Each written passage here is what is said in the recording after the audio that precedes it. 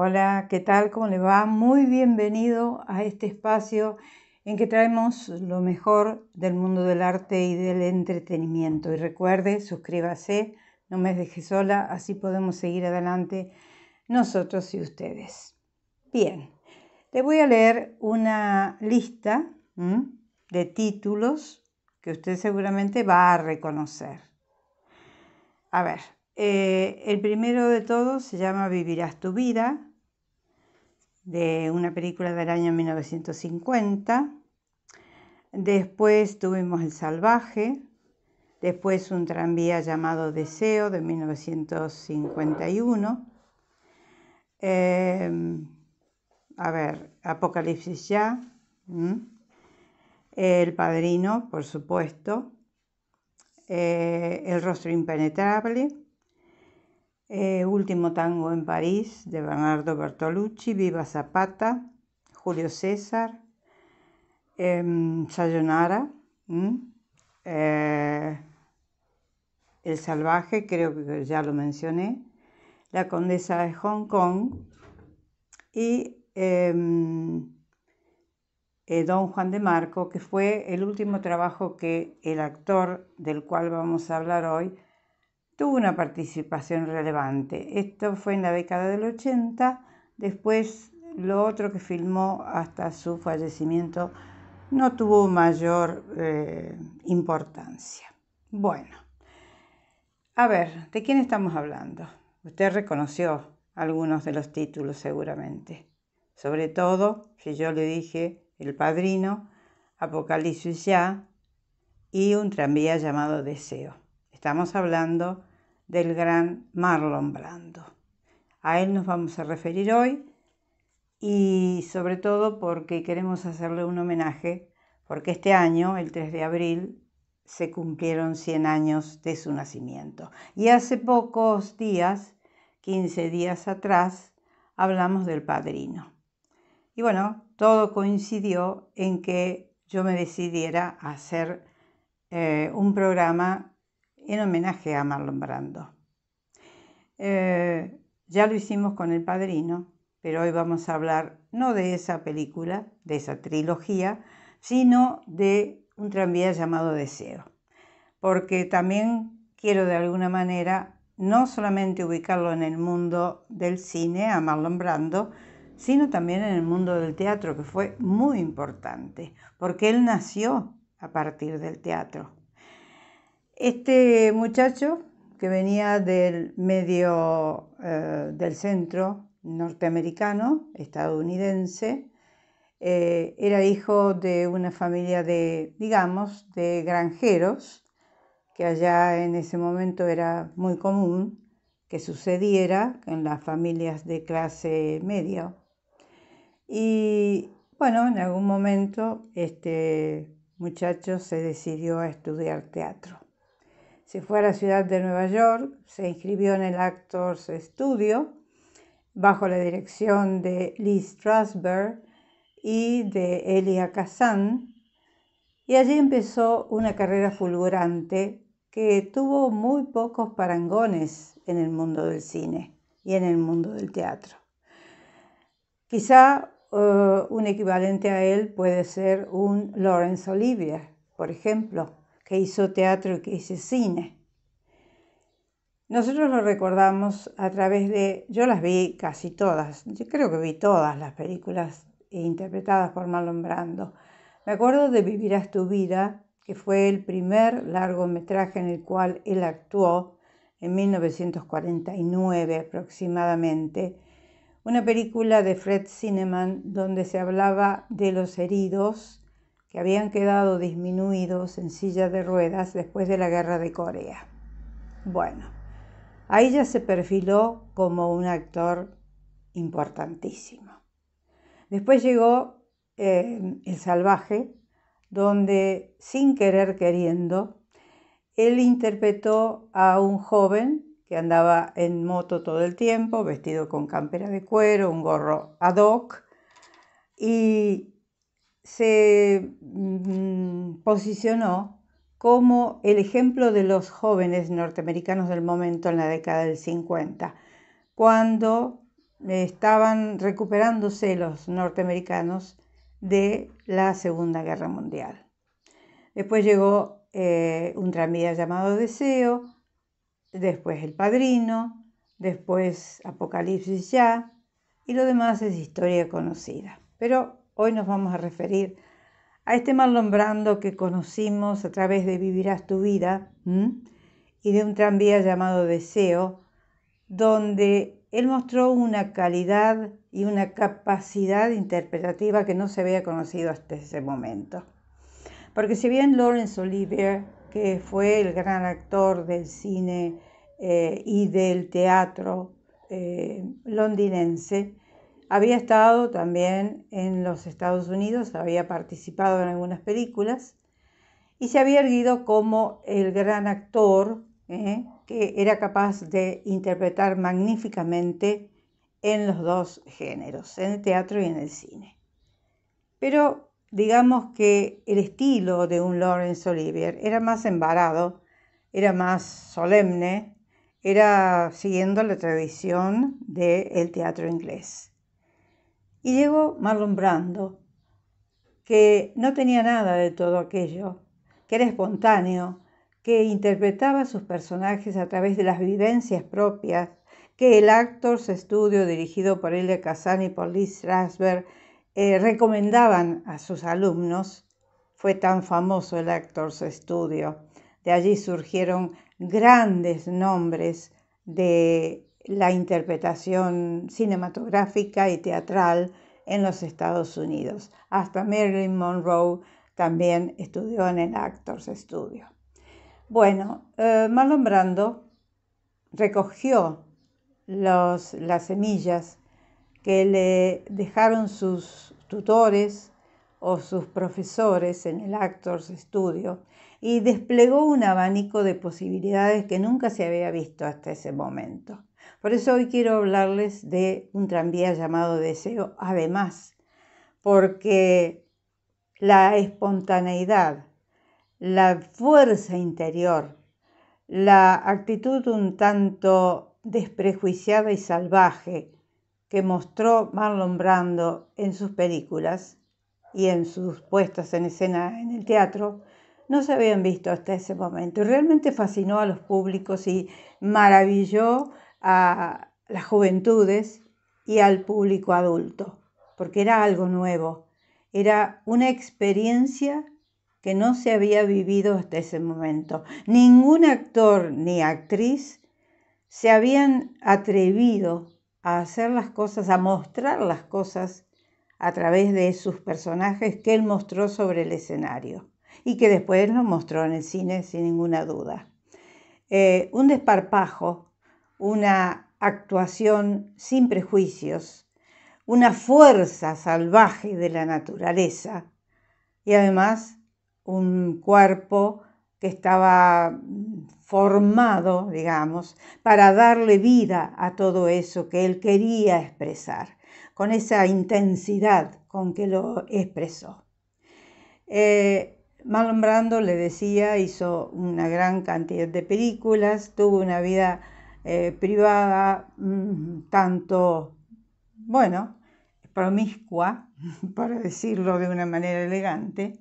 Y acá tengo dos libros sobre él. Uno se llama Marlon Brando, simplemente, de Gary Carey, un autor que tomó la vida de Marlon Brando hasta la década del 80. Bien, y tengo este otro, que realmente es una joyita, porque es la autobiografía de Marlon Brando, escrita en conjunto con un periodista del New York Times que él contrató, porque una editorial norteamericana lo había entusiasmado para escribir su biografía, su autobiografía, por $2 millones. En ese momento, en cuando él lo hizo, era mucho dinero. Canciones que me enseñó mi madre, así se llama, o el subtítulo de esta autobiografía que escribiera Marlon Brando. A ver, él se casó 3 veces con mujeres exóticas. Anna Cashby la primera, dos después esposas que tuvo cuando se enamoró del Pacífico y de sus islas. No se casó más porque se dio cuenta de que el dinero que tenía que después distribuir con sus esposas era algo que él no había previsto.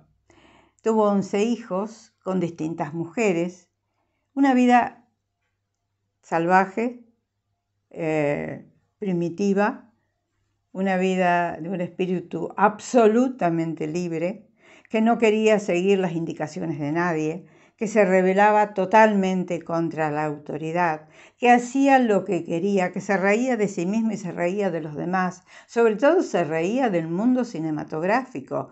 Él trabajaba en películas en los Estados Unidos, pero se burlaba permanentemente de la hipocresía que salía o que se emergía a partir de Hollywood. Bueno, eso le significó disgustos permanentes, le significó que para sobrevivir a veces tuviera que vender su talento a producciones que no tenían mayor importancia, como Superman, por ejemplo. Fue famosa porque esos 10 minutos de haciendo como padre de Superman, en el primer Superman de la década del 70, él cobró $4 millones para esos 10 minutos.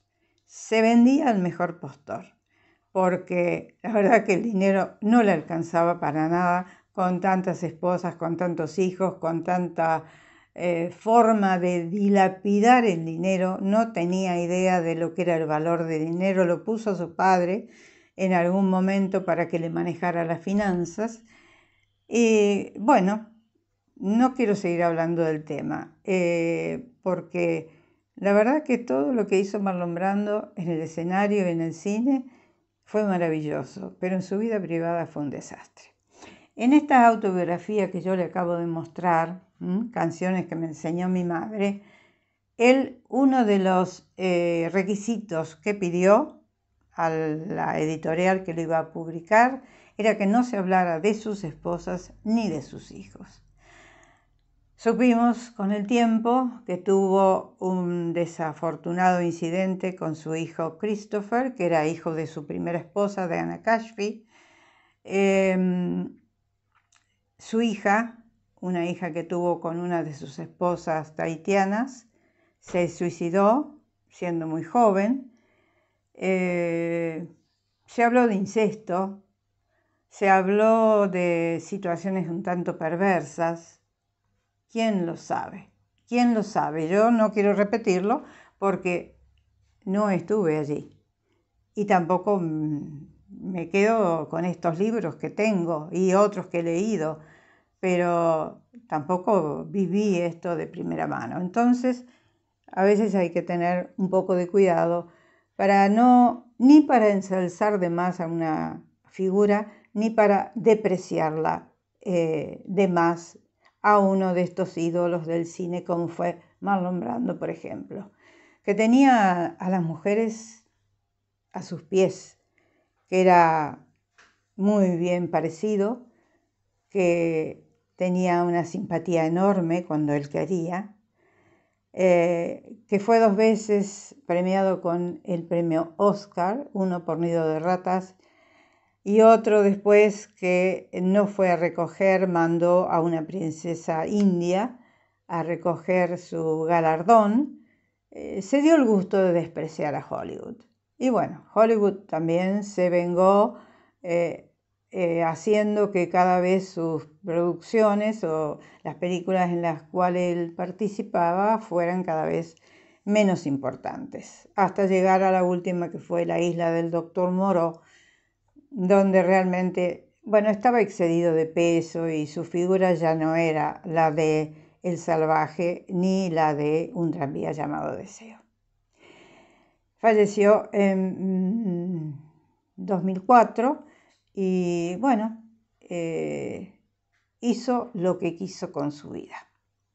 Y ahora nos vamos a un tranvía llamado Deseo, que fue la película que elegí como representativa de lo que el autor Tennessee Williams, el dramaturgo, y el director de esa película que después fue llevada al cine, decía una obra de teatro llevada al cine, fue Elia Kazan y Marlon Brando y Vivian Leigh y Karl Malden y Kim Hunter, un elenco de excepción que ya había actuado en Las Tablas en Broadway. La única incorporación nueva que hubo fue la de Vivian Leigh, que había sido aclamada por el público del mundo después de Lo que el viento se llevó. Se había vuelto a Inglaterra con su esposo Laurence Olivier y después fue contratada para interpretar a Blanche Dubois en Un tranvía llamado Deseo. Esta es la historia de un inmigrante o hijo de inmigrantes polacos que llegó a Estados Unidos a fines del siglo XIX, a comienzos del siglo XX, y representa a la nueva juventud de los Estados Unidos que salía de la guerra en ese momento, de la Primera y de la Segunda Guerra Mundial. Es decir, Marlon Brando representó a esa joven generación que quería hacer de los Estados Unidos algo grande e importante. Hijos de inmigrantes, en este caso de polacos, él se va a vivir a una buhardilla en pleno Brooklyn, se casa, está enamorado de su esposa, tiene un carácter irascible, es torpe, tosco, burlón, cínico. Todo lo que usted quiera decirle en contra, ese personaje lo tiene. Muy bien escrito por Tennessee Williams, que yo creo que es su obra maestra. Después de Un tranvía llamado Deseo, el teatro cambió para siempre. El teatro en todas partes del mundo cambió para siempre. Mecha Ortiz hizo de Blanche Dubois en Argentina, en Un tranvía llamado Deseo. A ver, por un lado está Stanley Kowalski, que es este polaco, joven, atlético, salvaje, arrollador, con un espíritu de llevarse el mundo por delante. Y por otro lado aparece la figura frágil, aristocrática de Blanche Dubois. Blanche Dubois es hermana de la esposa de Kowalski, se va a Estados Unidos, se va a Nueva York, del lugar primitivo donde habían vivido, una plantación en el sur de Estados Unidos, de ascendencia francesa. Ellos tenían plantaciones de algodón, habían perdido todo, y ella se va corrida por una situación a vivir a Nueva York, junto con su hermana y con el marido de su hermana, que es Stanley Kowalski. Y allí comienza la situación espantosa que vive esa mujer magníficamente representada por Vivian Leigh, un tanto extraviada, una mujer que vive en un mundo propio, en un mundo de su imaginación.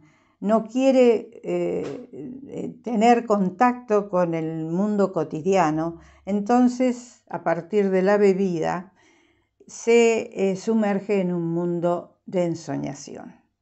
¿Cómo termina todo? Bueno, uno lo ve venir porque hay rechazo por parte de Blanche Dubois, de Stanley Kowalski, que es su cuñado, pero también hay una latente y poderosa atracción. Le decía que a partir de esta propuesta escénica, el teatro del mundo cambió totalmente, porque Tennessee Williams se atrevió a mostrar en escena, y después a través del cine, temas tabúes que hasta ese momento no se habían tratado. Por ejemplo, el incesto, por ejemplo, la homosexualidad, que está latente en la película, por ejemplo, la infidelidad, por ejemplo, el alcoholismo y tantas otras bellezas que el ser humano puede llegar a tener a través de una vida descarriada. Todo esto se ve en un tranvía llamado Deseo, que usted puede verla porque está en YouTube. Y bueno, no se la pierda, porque realmente vale la pena. Blanche Dubois, interpretada por Vivien Leigh, es antológica. Y Stanley Kowalski, este hombre rudo, salvaje, turbulento, alcohólico, irascible, que personifica a Marlon Brando, también es antológico.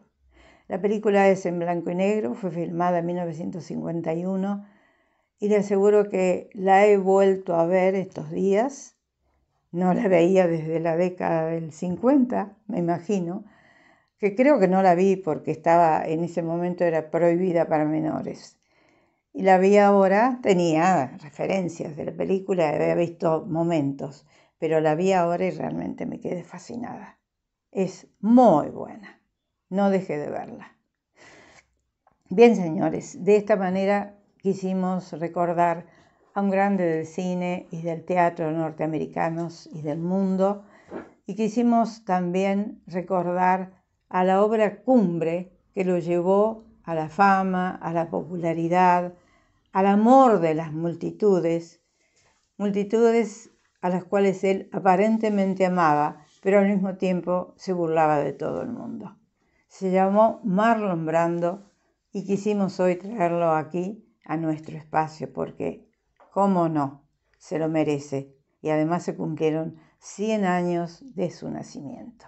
Yo me despido hasta cualquier momento, ya volvemos con más mundo del entretenimiento y del arte. Y bueno, un beso grande para todos, que lo pase usted muy, muy bien y los espero en la próxima edición de este programa. Chao.